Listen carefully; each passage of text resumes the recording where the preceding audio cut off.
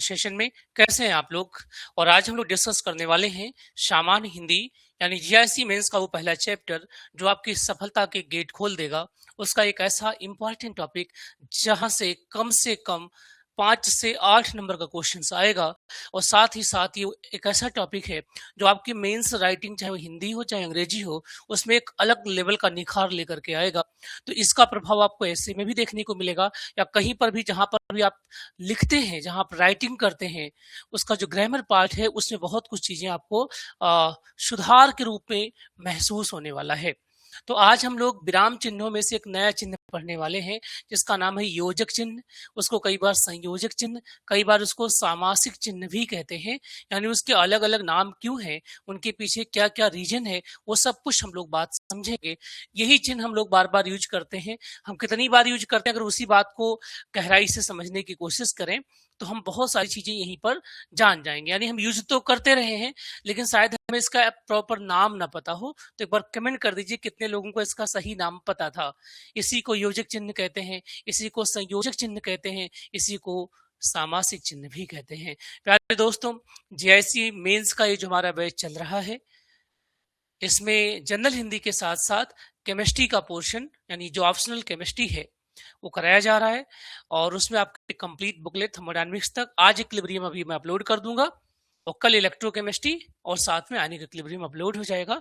तो हमारे जो टारगेट था 4 अगस्त तक का ये पूरा हो जाएगा। ठीक है, बस बचेगा क्या, काइनेटिक्स। वो भी एक लेक्चर मतलब एक दिन में वो भी हम खत्म करेंगे। फिर हम लगेंगे ऑर्गेनिक में और इनऑर्गेनिक में साथ ही साथ। जनरल हिंदी में ग्रामर का मुश्किल से 4 से 5 लेक्चर ही बचा हुआ है। तो जब ग्रामर खत्म हो जाएगा तो हम प्रैक्टिस करेंगे किसकी, ऐसे की।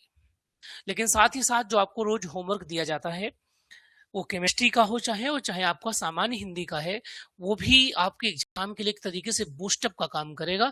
और बहुत सारे बच्चे जब उसका आंसर लिख करके भेजते हैं तो मुझे बहुत खुशी होती है। प्यारे दोस्तों, एक और इन्फॉर्मेशन है कि आपके पास जो जीआईसी मेंस की एक बुक मार्केट में आई है, यूथ पब्लिकेशन की बुक जो है, उस बुक्स में लगभग 40% क्वेश्चन के आंसर बिल्कुल गलत दिए गए हैं। मतलब टॉपिक कुछ और पूछा है, वो कहीं टाइपिंग मिस्टेक हुआ है। इन्होंने जल्दबाजी में उन्होंने जब देखा कि इसकी डिमांड बहुत है, ऐसी किताब किसी के पास है नहीं, तो उन्होंने क्या करा, उसी कुछ भी इधर उधर के इकट्ठा करा, जंबल करा और उसे ऑनलाइन बेचना स्टार्ट कर दिया। क्योंकि ऑफलाइन में लोग पढ़ेंगे, पलटेंगे, देखेंगे तो उन्हें पता लग जाएगा कि क्या चीजें चल रही। तो प्लीज अगर आपने वो बुक्स खरीदी है तो उससे आंसर राइटिंग करते टाइम थोड़ी सावधानी जरूर रखें, क्योंकि कई सारे बच्चों ने उससे सीधे सीधे लिखा है और उन्हें गलत आंसर लिखा है। ठीक है, चलिए अब हम टॉपिक को स्टार्ट करते हैं। योजक चिन्ह यानी कि संयोजक चिन्ह यानी कि सामासिक चिन्ह। क्लियर है बच्चों? एक बार बता दीजिए कि मेरी आवाज आप लोगों तक आ रही है, सब कुछ चीजें ऑडिबल हैं, क्लियर है? ठीक है, तो अब ये योजक चिन्ह, संयोजक चिन्ह और सामासिक चिन्ह ये तीनों एक ही बात है। इनका यूज कब करते हैं बच्चों? तो पहला है विपरार्थक, जो आपके विपरीत अर्थ वाले शब्द होते हैं, ठीक है, उनके बीच में। पहला इसका यूज क्या है बच्चों? विपरीत अर्थ वाले शब्दों के बीच में। विपरीत में उल्टा जिनका अर्थ हो, विपरीत मतलब अलग अलग अर्थ जिनके हैं, डिफरेंट अर्थ हैं, एकदम अलग हैं। विपरीत अर्थ वाले शब्दों के बीच में, अर्थ वाले शब्दों के बीच में, अर्थ वाले शब्दों के बीच में।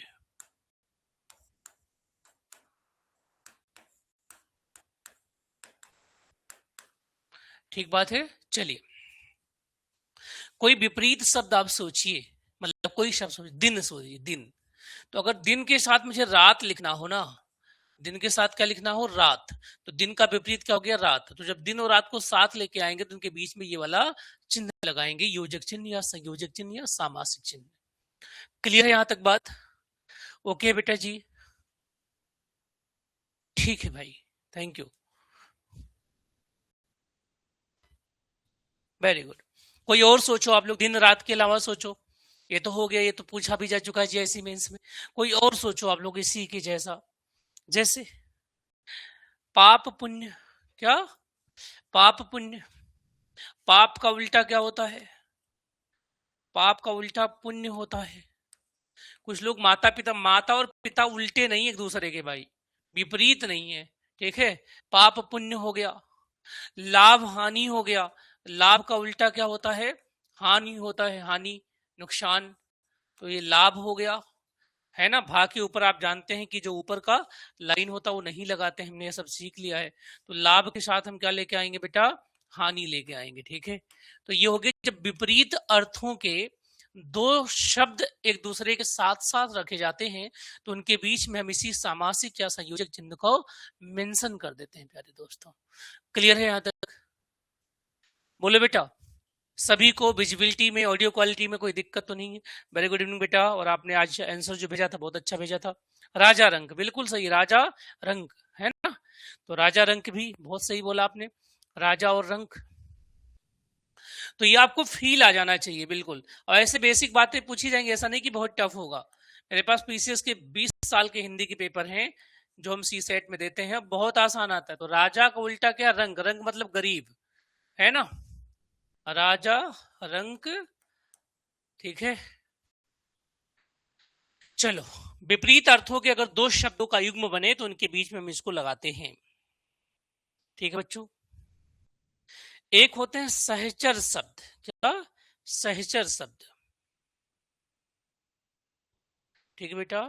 सहचर शब्द, सहचर मतलब एक साथ आने वाले। सहचर, सहचर शब्दों का बड़ा उपयोग हम लोग करते हैं अपने गांवों में, या मतलब अपने सामान्य बोलचाल में। सहचर, जो सहचर मतलब साथ साथ चलने वाले शब्द हैं, ठीक है। सहचर शब्दों के बीच में। अब आप बोलोगे सहचर का क्या मीनिंग होता है ना। चलो, मान लो कि हम लोगों को एग्जाम में नहीं पता, तो सह मतलब साथ, चर मतलब चलना, जो साथ साथ चले। जैसे किसने पूछा क्या कर रहे हो आजकल, काम धाम है कुछ? तो धाम का तो कोई मीनिंग है नहीं ना। काम का सहचर क्या हो गया? धाम। अरे बोलो भैया, काम धाम है कुछ? ऐसे बोल रहे थे काम है कुछ कि नहीं? नहीं बोल रहे काम धाम है कि नहीं है। तो काम का सहचर क्या हो गया? धाम हो गया। अरे बोलो, है ना। फिर बोलते हैं कि भाई, और किसी की नई नई शादी वादी हुई तो लोग, और भाई हंसी खुशी रह रहे हो? हंसी मतलब भी वही हुआ, खुशी मतलब भी वही हुआ। तो हंसी का सहचर क्या हुआ? खुशी हुआ। तो अब बताओ भैया, काम का सहचर क्या मिला? धाम। काम का सहचर धाम। हंसी का सहचर क्या हुआ? खुशी। हंसी का सहचर क्या हो गया? खुशी हो गया। और कोई बताओ सहचर का शब्द जो आप लोग मतलब सामान्य बोलचाल की भाषा में पाते हैं जनरली। कमेंट कर दो भाई। खरा खोटा, है ना। नहीं, खरा खोटा जो हो गए विपरीत, विपरीत वाले हो गए, ठीक है। खरा खोटा क्या हो गए? विपरीत हो गए। खरा बहुत उच्च कोटि की चीज है, खोटा मतलब खराब, ठीक है बेटा। चलो और बताओ। तन मन धन, पढ़ना है तन मन धन। क्या बेटा? तन मन धन। जब तन, अकेले तन नहीं आता है, तन मन धन आएगा। तन मन धन से हम देश की सेवा करेंगे। तन मन धन, ठीक है। ये सहचर शब्द है बेटा, ठीक है। तन मन धन, ये क्या है? सहचर शब्द है। तो सहचर शब्दों के जोड़े या सहचर शब्द जब एक के साथ आते रखते हैं तो उनके बीच में हम कारक चिन्ह लगाते हैं, जिसका नाम क्या है? सिंपली सामासिक चिन्ह, संयोजक चिन्ह या योजक चिन्ह, ठीक है। एक बात और, जब आप समास पढ़ेंगे तो समास को अगर हम याद करें एक ट्रिक से, तो हमने बचपन में 9th क्लास में मेरे सर ने मुझे याद कराया था, 9th का 8 में ही याद कराया था, तभी से याद है कि वो कहते थे द्वंद में और छुपे दुग में गणना पद आवत है, और बीच में कारक चिन्ह छिपे तत्पुरुष समास कहावत है। राइट, यानी मतलब द्वंद क्या होगा? द्वंद में और छिपा होगा, जैसे कि माता और पिता, राजा और रानी, है ना। राजा और रंक, पाप और पुण्य, दिन और रात। तो इन सब में कौन सा समास हो गया? द्वंद्व समास। तो जहां द्वंद्व समास होगा, इट मींस कि उसके बीच में जो चिन्ह छिपा है उसी का नाम है कारक चिन्ह या सामासिक चिन्ह, उसी के नाम पर आया है। और जिसके शब्दों के पहले कोई गणना का पद आ जाए, गिनती शुरू हो जाए, ठीक है, तो उसको हम क्या बोलते हैं? द्विग समास बोलते हैं। इस तरीके से हम समास को भी याद कर देंगे, बहुत इजी से याद होगा हमारा समास भी और संधि भी, है ना। अलंकार सिलेबस में नहीं है, वो भी बहुत आराम से याद हो जाता है बच्चों।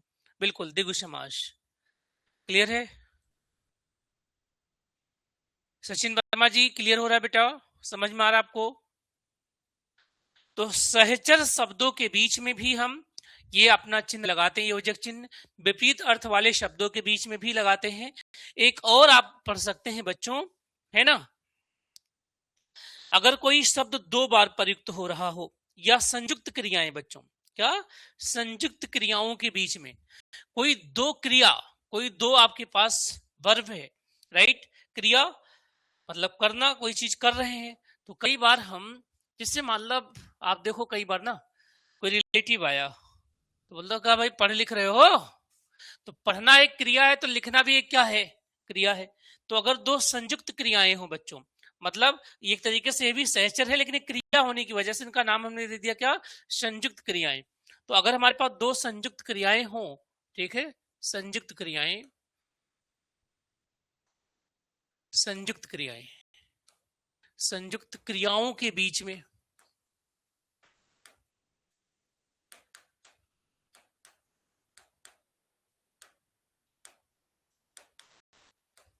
जैसे एक क्रिया है बच्चों पढ़ना, तो जब भी पढ़ना बोला जाएगा तो लिखना भी बोलते हैं, है ना। कुल भाई पढ़ लिख रहे हो नहीं रहे हो, पढ़ना एक क्रिया है तो दूसरी क्रिया का नाम क्या है, लिखना। लिखना भी काम, लिखना मतलब काम करना, जिसमें कोई काम होता है उसी को क्रिया कहते हैं बच्चों। पढ़ना, लिखना, खाना, चलना, दौड़ना, ये सब क्या है, क्रिया है, एक्शन है यहाँ पे। पढ़ना भी एक्शन है और लिखना भी एक्शन है बच्चों, ठीक है। पढ़ना भी एक्शन है और लिखना भी एक्शन है ना।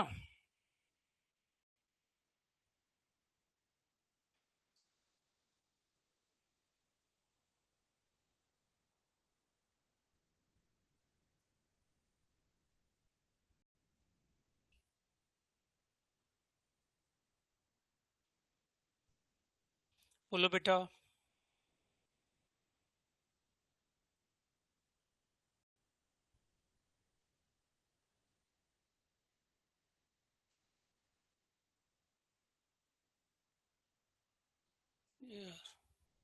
बच्चे ऑलरेडी ज्वाइन ही नहीं करते। तो पढ़ना एक क्रिया है, उसका संयुक्त क्रिया का नाम क्या है बेटा, लिखना है। और देखो इसके अलावा पढ़ना हो गया, फिर क्या हो गया बेटा, लिखना। कोई और बताओ। मारना भी क्या है, एक एक्शन है, ठीक है। तो मारना पीटना, मारना पीटना भाई ये सब मत करिएगा कभी, है ना। मारना पीटना, ये देखो जरा, जब कोई शब्द बार बार रिपीट हो रहा हो, है ना, एक ही शब्द जब बार बार आए बच्चों, जैसे गानों में होता है जनरली, ठीक है, शब्द दो बार जब प्रयुक्त हो, कोई शब्द दो बार प्रयुक्त हो रहा हो, कोई शब्द है जो दो बार प्रयुक्त हो रहा हो, जब कोई शब्द दो बार प्रयुक्त हो रहा हो तब हम इसको लगाते। जैसे हमसे कोई मिलेगा तो हम क्या कहेंगे, भैया राम राम, एक बार राम नहीं कहेंगे, राम राम कहेंगे। तो राम एक शब्द है हमारा, मान लीजिए भगवान राम का नाम है ये, तो इसको हमने दो बार लिखा, राम राम, है ना। धीरे धीरे चलो भैया, तो धीरे क्या हो गया, एक शब्द है और यही शब्द रिपीट हो रहा है, धीरे धीरे। अरे बोलो, ऐसे और बताओ कोई एक और शब्द, आप लोग भी तो कमेंट करोगे कुछ इसी के जैसा, कुछ और कमेंट करो भैया। खेल कूद, खाना पीना, हंसना रोना, वेरी गुड, बहुत बढ़िया। ऐसे बताओ जो सेम सेम होते हैं, राम राम, धीरे धीरे, और बताओ कुछ।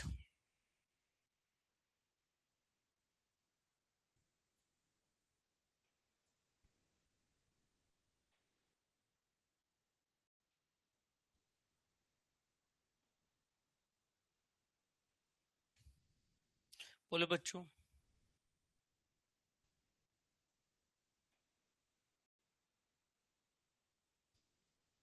राम राम हो गया, धीरे धीरे हो गया, और क्या ऐसा होता, बार बार, बार बार तेरी याद आ रही है ना। तो बार बार क्या हो गया भैया, एक ही बार बार हो गया, अब बार बार।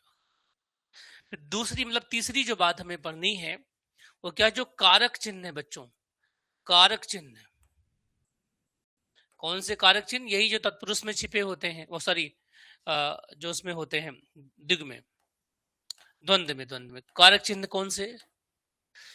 जैसे का हो गया, की हो गया, सा हो गया, सी हो गया, है ना, के स्थान पर, के स्थान पर। जैसे रावण का वध, क्या हो गया बेटा? रावण का वध भगवान राम ने किया, रावण का वध। तो रावण का वध एक शब्द है ना, रावण का वध। तो रावण का वध हम ना लिख करके क्या लिखते हैं? जनरली हम क्या लिखते हैं बच्चों? रावण के वध को हम लिखते हैं सिंपली रावण वध, रावण वध। तो ये आपको अंडरस्टूड है कि इसका मीनिंग क्या है? रावण का वध है, ठीक है। ऐसे ही और शब्द हमारे पास क्या बच्चों, है ना, सा सी के पहले भी होता बच्चों। जैसे चांद सा, क्या? चांद सा, इनके पहले होता बच्चों, इनके पहले, है ना। उनका चेहरा चांद सा दमक रहा है, तो चांद सा। जब आप प्रेमचंद को पढ़ोगे तो ऐसी चीजें आपको मिलेंगी। क्लियर हो गई बात? बोलो भैया, यहां तक किसी को डाउट तो नहीं है? बिल्कुल संबंध कारक है, राजा का पुत्र, ठीक है। तो मैंने अभी बताया आपको कि बीच में कारक चिन्ह छिपे तत्पुरुष समास कहावत है, ठीक है। और द्वंद्व में और छुपे दिग में गणना पद आवत है, ठीक है। तो अब हम आगे की बात करते हैं। मुझे लगता है कि यहाँ तक की बात सबको समझ में आ गई है ना।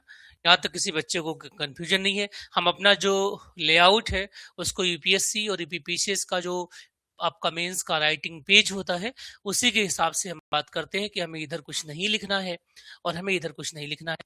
प्रैक्टिस सेशन में मैं इस नाते कहता हूँ, मैं आपकी कॉपी व्यर्थ नहीं ले जाने देना चाह रहा हूँ। मेरा बस एक ही मतलब है कि आप प्रैक्टिस हो जाए वैसा करने की। अगर प्रैक्टिस नहीं होती तो बहुत सारे बच्चों को बहुत अच्छी नॉलेज होती है बट उनका प्रेजेंटेशन बिगड़ जाता है ओवर कॉन्फिडेंस के चक्कर में। तो वैसा आपके साथ ना हो जैसा और लोगों के साथ हुआ है ना, क्योंकि ये टैलेंट का गेम है ही नहीं। प्लस मैंने आज बहुत सारी छोटे छोटे पेन्स लेके आए हैं, पेन। जनरली आपके पास अगर ये वाला पेन मिले ना तो इसे आप खरीदिए और इस वाले पेन से लिखने की प्रैक्टिस करिए। 5 रुपए का मिलता है या 10 रुपए का शायद होगा, है ना। देखो जरा, मैं इन पेन के पेजेस भी आप लोगों को भेज दूंगा, उसकी जो पैकेट है ना, बहुत अच्छी राइटिंग। ये मेंस के लिए परफेक्ट पेन होता है। ये आपका जो पेज होता है ना खराब नहीं करता है। जो आप उससे लिखते हैं, जेल पेन से लिखते हैं, तो वो पेज आपका खराब होने लग जाता है, ठीक है। क्लियर है बेटा?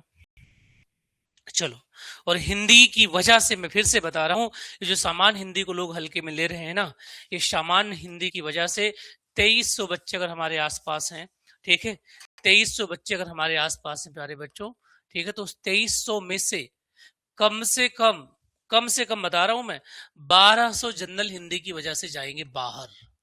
तो कंपटीशन में ये 1200 जो आपके पास बचे हैं ना, 1100 लोग, इनके साथ कंपटीशन है। इनके साथ कंपटीशन करिए और पहले हिंदी की द्वार खोल करके आप आ जाइए ऑप्शनल में, और फिर ऑप्शनल में अपना वो जो आपके तीर है तर्कस के उनको दिखाइए। वो तीर क्या है? मेंस राइटिंग की प्रैक्टिस, जो मैंने आपको बताया है कि क्वेश्चन को पढ़िए, फिर देखिए कि क्वेश्चन में क्या चीजें दी गई हैं, क्वेश्चन में पूछा क्या है, क्वेश्चन में डिराइव करना पूछा है क्या, क्वेश्चन में एक्सप्लेन करना पूछा है क्या, क्वेश्चन डिफरेंशिएट करना पूछा है क्या, क्वेश्चन में एक्सप्लेनेशन पूछा है क्या। फिर उनको हमने लिखा, इंट्रोडक्शन पार्ट बनाया, उसका मेन बॉडी बनाई, मेन बॉडी में ही डायग्राम, मेन बॉडी में ही स्ट्रक्चर, मेन बॉडी में ही ग्राफ, ठीक है, ये सारी बातें करी। और फिर हमने कंक्लूजन में उसमें बेनिफिट, उसके नुकसान, उसके लिमिटेशन, उसके सिग्निफिकेंस डाले। यही पैटर्न है मेंस का, यही स्टाइल है मेंस का। इस स्टाइल में अगर आप अपनी चीजों को प्रेजेंट करेंगे तो मैं गारंटेड कहता हूँ, अगर 10 नंबर का क्वेश्चन है तो आपको 8.5 मिलेंगे। और 8.5 जिसको मिल गए ना, 8 भी जिसको मिल गए वही टॉपर होगा, बता रहा हूं। अगर किसी बच्चे को 10 नंबर में 7 से ऊपर मिल रहे हैं, 7 से लेकर के 8 पॉइंट, क्योंकि 9 तो मिलना बड़ा मुश्किल है, 7 मिल गया, 8 मिल गया, 7.5 मिल गया, तो आप ही टॉपर हैं। मैक्सिमम को 10 में 3.5 मिलेगा या 4.5 मिलेगा, क्योंकि इतनी खराब राइटिंग हो गई है ना। आप 10-10 साल जो बच्चे क्वालिफाई करें, 10-12 साल से आपने लिखा नहीं है, तो आपकी राइटिंग स्किल बिल्कुल खराब। दूसरी, आप पता नहीं किस कॉन्फिडेंस में कि आप प्रैक्टिस नहीं कर रहे हैं, किसी का कहना नहीं मान रहे हैं। हम कहते हैं रोज 5 क्वेश्चन लिख करके भेजो, तो 5 बच्चे भेज रहे हैं, 6 बच्चे भेज रहे हैं, बाकी भेज ही नहीं रहे हैं। उन्हें लगता है कि आता तो हम भी लिख देंगे। अरे वो बात अलग है, लेकिन सीट ही ना 46-47 सीट ही ज्यादा नहीं है। अगर ये प्रैक्टिस करने वाले 60 बच्चे होंगे तो वही 60 सिलेक्ट होंगे, बाकी आप लिखना लिखो, पढ़ेगा ही नहीं हो। पहले फ्रेमवर्क देखेगा आपका, प्रॉपर फ्रेमवर्क में तब दिमाग लगाया, नहीं उसे लग गया तब तुमने फॉर्मेट ही नहीं फॉलो अप किया है, इसका मतलब तुम डिसिप्लिन में नहीं हो, तो तुम फिर क्या ही सीरियस कैंडिडेट हो। ठीक है, चलिए बच्चों, एक होता है सामासिक चिन्ह, हो गया है ना। इसी चिन्ह से बड़ा चिन्ह हम लोग पढ़ेंगे जिसका नाम होता है डिक्टेटर साइन या निर्देशक चिन्ह। तो निर्देशक चिन्ह कैसा होता होगा उसको देखते हैं बच्चों। निर्देशक चिन्ह है ना, जो निर्देश देने के लिए काम आता है, थोड़ा सा बड़ा होता है ना, योजिक चिन्ह से थोड़ा सा बड़ा होता है बच्चों निर्देशक चिन्ह, जो कि निर्देश दे रहे हैं तो अपने आप में काम भी बड़ा है ना। निर्देशक,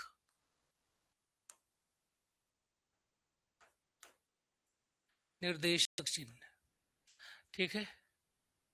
निर्देशक हमेशा क्या होता है, जो उड़वा वाला राह होता है, मैंने बताया है बच्चों, जो ये उड़वा वाला राह होता है, ऊपर वाला राह, ये हमेशा जिस शब्द के बाद आता है ना, उस शब्द के बाद वाले शब्द पे चढ़ता है। जैसे कि निर, ना के बाद राह आया तो ये ना पे नहीं आएगा, इसके बाद वाले पे। जैसे आशीर्वाद, तो आशीर्वाद को मैंने क्या बताया था, ये आ के बाद आया सिर, तो सा के ऊपर नहीं आएगा। आशीर्वाद है ना, तो कहा जाएगा इसके ऊपर जाएगा, वाह के ऊपर जाएगा।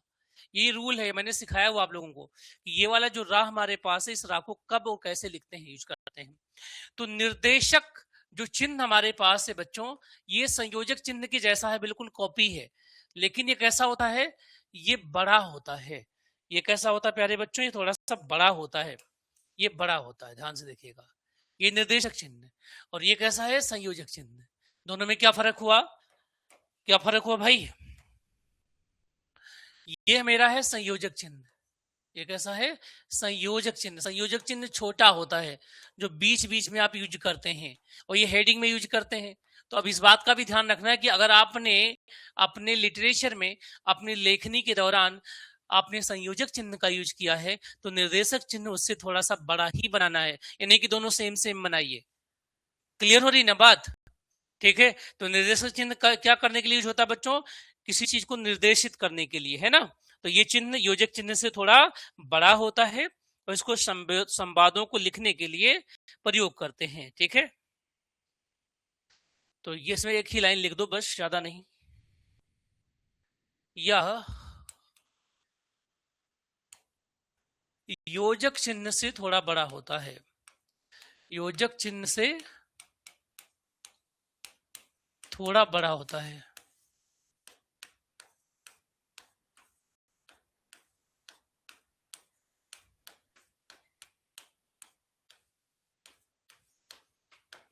ठीक है, उसके बाद दूसरी इंपॉर्टेंट बात ध्यान से देखिएगा, ये योजक चिन्ह से थोड़ा बड़ा होता है। उसके बाद इसका हम संवादों को लिखने में प्रयोग करते हैं। किसमें बेटा, संवाद जब लिखते हैं तब इसका प्रयोग, डायलॉग में इसका प्रयोग संवादों के लेखन में किया जाता है, संवादों के लेखन में किया जाता है।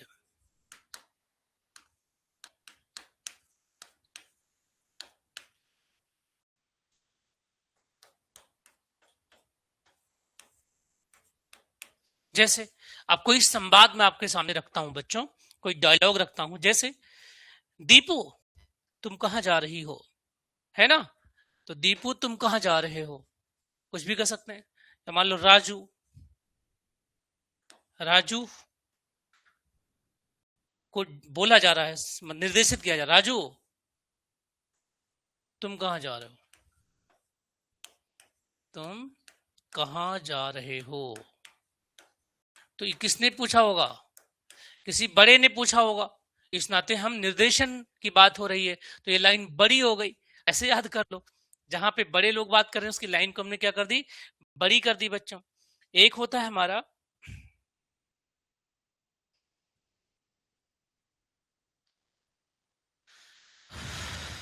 ठीक है बच्चों।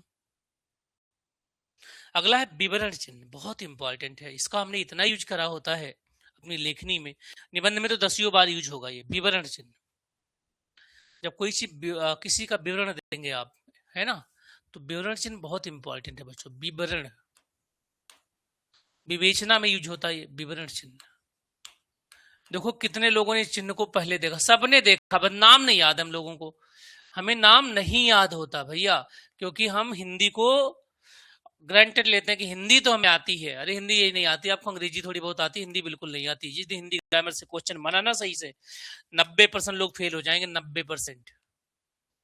ये है भैया, ये है विवरण चिन्ह। देखो जरा, आप लोग बताओ भाई, कितने लोगों को सब चीजें पहले से ही पता थी, है ना। तो जब बहुत टाइम हो जाता बच्चों, तो इसी नाते तो दिक्कत होती है। बहुत टाइम हो जाता है तो हम लोगों को प्रॉब्लम होती, तो हमें उस चीज को एक्सेप्ट करना चाहिए कि हमें नहीं आता है। अगर एक्सेप्ट कर लोगे तो पढ़ना स्टार्ट कर दोगे। ये आप थोड़ा सा मैंने इसमें वो बना दिया है, एरो की जरूरत नहीं होती, सीधा सीधा लाइन बनाते हैं हम लोग, ठीक है ऐसा। चलो, अब विवरण चिन्ह का उपयोग कहाँ करते हैं बच्चों, ठीक है। इसका उपयोग किसी पद की व्याख्या करने या किसी के बारे में विस्तार से बताने, सूचना निर्देश आदि देने के लिए उपयोग करते हैं बच्चों। तो किसी पद की व्याख्या करने में, ठीक है, कहाँ करते हैं इसका उपयोग। इसका उपयोग कहाँ करते हैं बच्चों, बस 2 लाइन में पढ़िएगा। इसका उपयोग किसी पद की व्याख्या,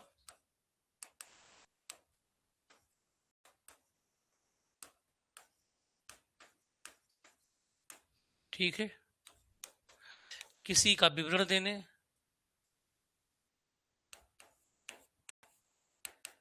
किसी का विवरण देने में हम यूज करते हैं बच्चों।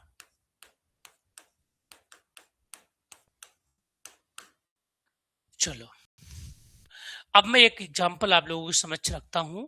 जैसे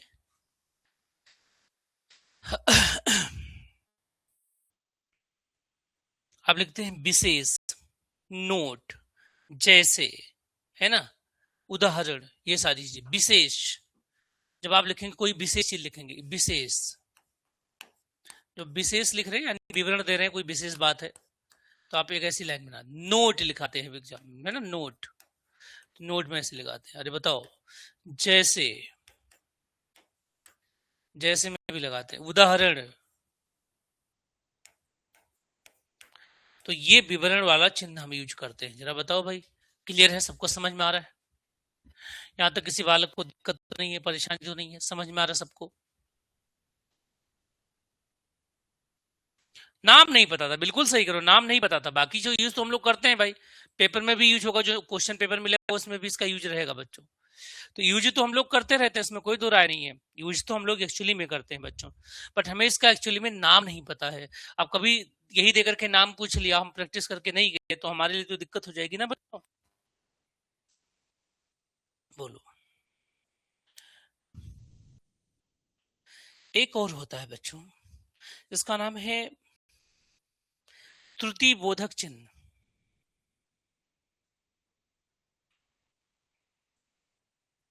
ठीक है बच्चों, या इसको बोलते हैं हंस पद।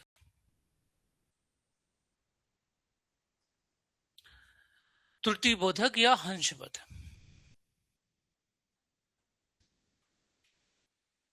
त्रुटि बोधक।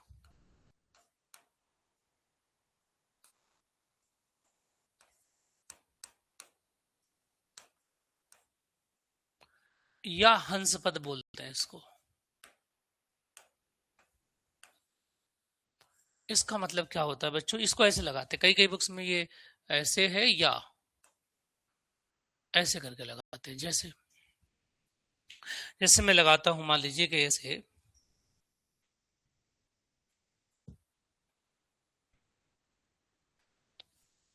मान लीजिए कोई एग्जांपल ले लिया कि राजू के पिता का रामू था या है। अब आपने कहा यहाँ पे क्या होना चाहिए, नाम। तो नाम आपने छोड़ दिया ना, त्रुटि हो गई, तो त्रुटि से बचने के लिए क्या करते हैं, यहाँ पर ये लगाते चिन्ह, देते नाम। अरे बोलो भैया, है ना, तो त्रुटि बोधक के लिए हम हंस पद लगा देते हैं। क्लियर है सबको? गलती सुधारने हेतु, हाँ, ये आप निबंध में करिएगा बच्चों, ठीक है।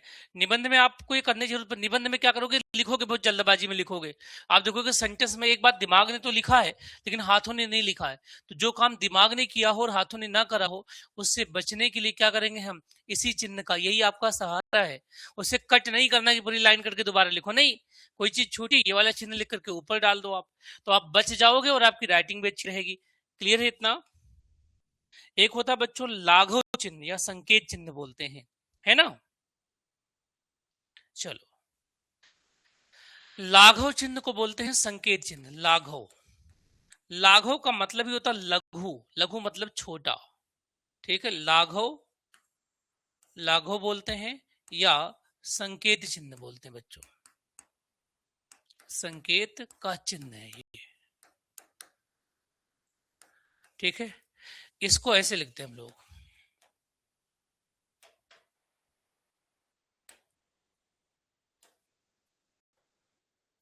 इस तरीके से। जैसे जैसे देखो बच्चों, किसी चीज को ये शॉर्ट फॉर्म में यूज करते हैं हम लोग संक्षिप्त रूप लिखने के लिए। संक्षिप्त रूप ऐसे लिखा जाता है, संक्षिप्त रूप को लिखने में, जैसे बच्चों, जैसे मान लो उत्तर प्रदेश है, तो उत्तर प्रदेश को कैसे लिखेंगे आप, ये है उत्तर प्रदेश, है ना। उत्तर प्रदेश को कैसे लिखेंगे आप, ये ऊ हो गया, ये प्राव हो गया, बस। तो उत्तर प्रदेश का शॉर्ट फॉर्म क्या लिखते हैं हम लोग, यूपी लिखते हैं, है ना। तो यूपी को इस तरीके से लिखेंगे तो लाघव चिन्ह को लगते हैं। इसका नाम लाघव चिन्ह हम लोग यूज तो हजारों बार करके आए हैं। जैसे डॉक्टर के लिए, डॉक्टर की लगा पे हम क्या करते हैं बच्चों, कोई डॉक्टर है तो उसका नाम हम डॉक्टर पूरा नहीं लिखते हैं, लाघव चिन्ह लगा देते हैं। लाघव चिन्ह क्या है, ये दैट इज, तो लाघव चिन्ह का उपयोग सबसे ज्यादा हम लोग करते हैं बच्चों। एक होता है लोभ चिन्ह, क्या, लोभ चिन्ह, है ना। लोभ चिन्ह का मतलब होता, लोभ मतलब होता है गायब हो जाना। लोभ चिन्ह, लोभ चिन्ह का मतलब जो उपन्यास पढ़ते हैं ना, उसमें आप लिखते, जो चैटिंग वेटिंग ज्यादा करते हैं उसका यूज करते हैं, ठीक है भाई। तो लोभ चिन्ह कैसे होता है, देखो, ठीक है, डॉट डॉट डॉट, ये होता है ना, डॉट डॉट डॉट, जो आप करते हैं किसी भी चीज को छुपाने में, है ना, किसी शब्द को,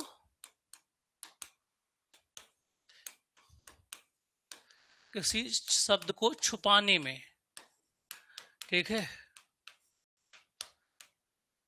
जैसे कोई अश्लील शब्द है, आप लिखना नहीं चाह रहे लेकिन उसकी मीनिंग उस तक पहुंचाना चाह रहे हैं, तो इस लाइन को लिखते हैं लोग, मतलब इस वाले शब्द का यूज करते हैं, जैसे इस वाले चिन्ह का। जैसे जैसे किसने लिखा कि मैं तुम्हारे साथ आना चाहती तो हूं, पर सोचती हूं कि कहीं तुम, है ना, और कहीं तुम के बाद उसने क्या लगाया, फिर लिखा छोड़ो तुम ये सब, है ना। तो यहाँ पे एक स्टेटमेंट हुआ, उसके बाद लिखा ये लाइन, फिर लिखा छोड़ो, छोड़ो ये सब तुम। तो अब आपके इसका लोग कुछ ऐसी बातें बताना चाह रही है जो, या कहना चाह रही है जो खुले मंच पे नहीं बताई जाएगी, तो वहां पे हम लोभ चिन्ह का उपयोग करते हैं बच्चों, ठीक है। तो हिंदी के इस सेशन में आज का लेक्चर यहीं पे खत्म करते हैं, थोड़ी देर बाद हम लोग केमिस्ट्री में मिलते हैं बच्चों, ठीक है। हिंदी हम कम पढ़ रहे हैं, और हिंदी का जो होमवर्क है थोड़ी देर में आपके ग्रुप में आ जाएगा, आप उसे प्रैक्टिस करिएगा प्लीज, ठीक है। मिलते हैं केमिस्ट्री के सेशन में, इक्विलिब्रियम आज हम लोग